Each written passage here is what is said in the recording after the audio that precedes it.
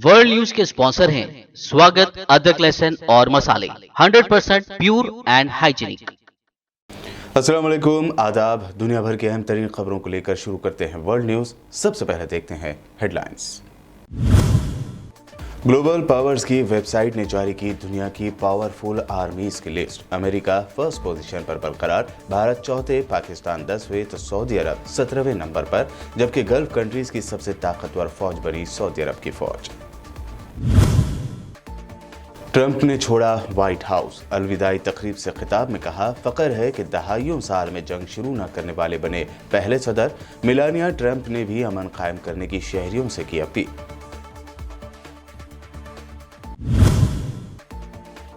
पाकिस्तान की इमरान खान हुकूमत को हो रही है इंडिया और इसराइल से फंडिंग। मुस्लिम लीग नून की नायब सदर मरियम नवाज का इमरान खान पर संगीन इल्जाम, सबसे बड़े फ्रॉड का भी किया खुलासा। सुप्रीम कोर्ट ने किसानों की ट्रैक्टर रैली मामले में दखल देने से किया साफ इनकार, कहा रैली को अदालत के हुक्म से रोकना ठीक नहीं लगता, दिल्ली पुलिस को ही इस पर फैसला लेने का दिया इख्तियार।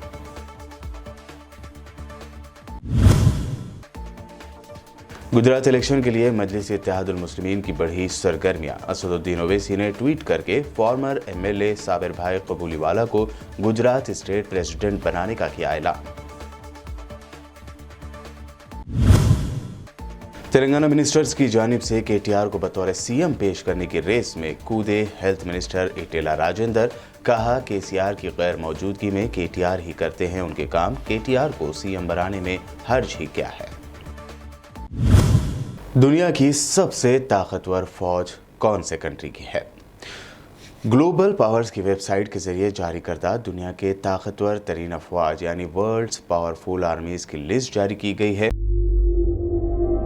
मुसल्लह अफवाज की ताकत के एतबार से ग्लोबल पावर्स की वेबसाइट के जरिए जारी करदा दुनिया के ताकतवर तरीन अफवाज यानी वर्ल्ड्स पावरफुल आर्मीज की लिस्ट में अमेरिका बदस्तूर दुनिया की सबसे ताकतवर फौज के मुकाम पर यानी नंबर 1 पर कायम है। रूस दूसरे नंबर पर और चीन तीसरे नंबर पर है।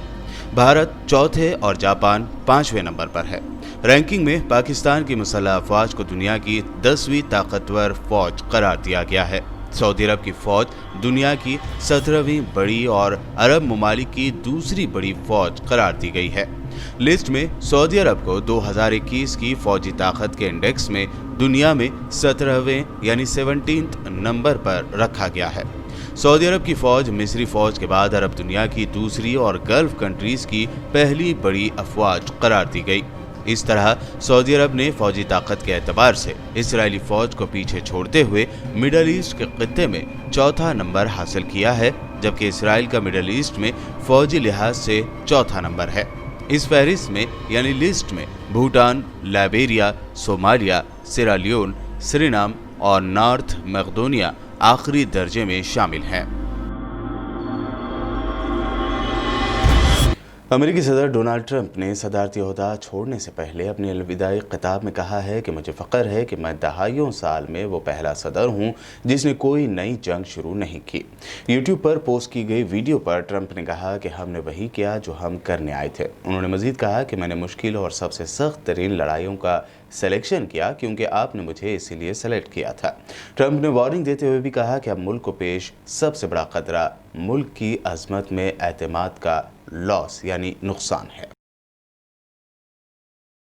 अमेरिका की फर्स्ट लेडी मेलानिया ट्रंप ने भी व्हाइट हाउस से रुखसत होते वक्त मुनअक़द की गई अलविदाई तकरीब में खिताब किया। अपने खिताब में उन्होंने कहा कि कोरोना वायरस की आलमी वबा से लड़ने के लिए की जाने वाली तमाम कोशिशों के लिए वो कौम का शुक्रगुजार हैं और शहरियों से अपील की कि वो वायलेंस छोड़ करके अमन कायम रखें।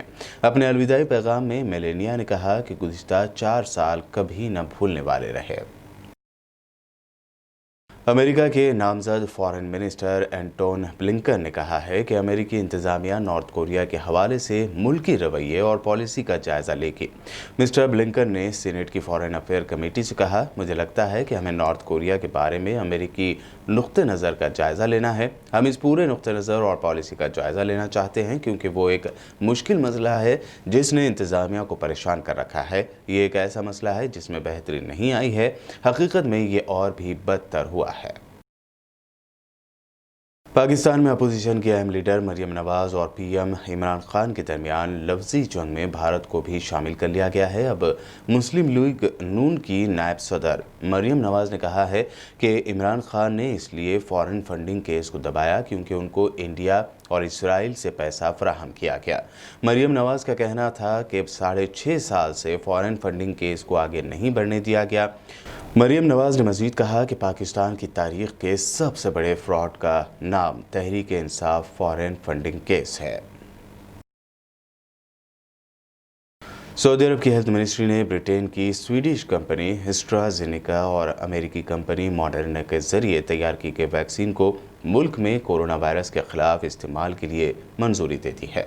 سعودی ہیلتھ منسٹری نے یہ اطلاع ٹویٹر پر دی۔ منسٹری نے ایک بیان میں کہا کہ سعودی عرب نے فائزر، ایسٹرازینیکا اور ماڈرنا ویکسین کے استعمال کی منظوری دے دی ہے۔ خاص بات یہ بھی ہے کہ سعودی عرب نے خود بھی ویکسین بنانے کی تیاری شروع کر دی ہے اور فی الحال اس کی ویکسین کلینیکل ٹرائل کے لیے منظوری ملنے کے انتظار میں ہے۔ ورلڈ ہیلتھ آرگنائزیشن کے سربراہ ٹیڈروس نے کورونا ویکسین کی غریب ملکوں کو تقسیم کی جانب اشارہ کرتے ہوئے کہا کہ دنیا ایک بڑی اخلاقی غلطی کر رہی ہے۔ جنیوا میں قائم ایگزیکٹو بورڈ کی میٹنگ سے بات کرتے ہوئے انہوں نے کہا کہ یہ مناسب نہیں ہے کہ امیر کنٹریز کے صحت مند اور نوجوان افراد کو غریب ممالک کے ہیلتھ ورکرز اور بزرگ افراد سے پہلے ویکسین لگائی جائے۔ انہوں نے مزید کہا کہ اب تک کورونا ویکسین کی 4 کروڑ کے قریب ٹیکے ترقی یافتہ ممالک میں لگائی جا چکی ہیں، مگر ترقی پذیر یعنی قریب کنٹریز میں ان کی تعداد محض 25,000 ہے۔ ٹیڈروس کے مطابق اگر ریچ کنٹریز پور کنٹریز سے کورونا ویکسین شیئر نہیں کرتے تو ان ممالک کو اس کی قیمت لوگوں کی جان اور مال سے دینی پڑے گی۔ تیونس میں بے روزگاری، معاشی ابتری اور سماجی بے راہ روی کے خلاف ہونے والا پیسفل پروٹیسٹ وائلنٹ ہو گیا۔ تیونسی پولیس نے دارالحکومت تیونسیا میں ہونے والے پروٹیسٹ کے دوران مظاہرین پر آنسو گیس کی شیلنگ کی اور انہیں منتشر کرنے کے لیے لاٹھی چارج کیا۔ دوسری طرف پولیس کی کارروائی کے جواب میں مظاہرین نے سیکورٹی اہلکاروں پر پتھراؤ بھی کیا۔ مظاہرین اپنے گرفتار ساتھیوں کی رہائی اور انصاف اور ترقی کے لیے نعرے لگا رہے تھے۔ اسی درمیان ان کی سیکورٹی اہلکاروں کے ساتھ جھڑپ ہوئی۔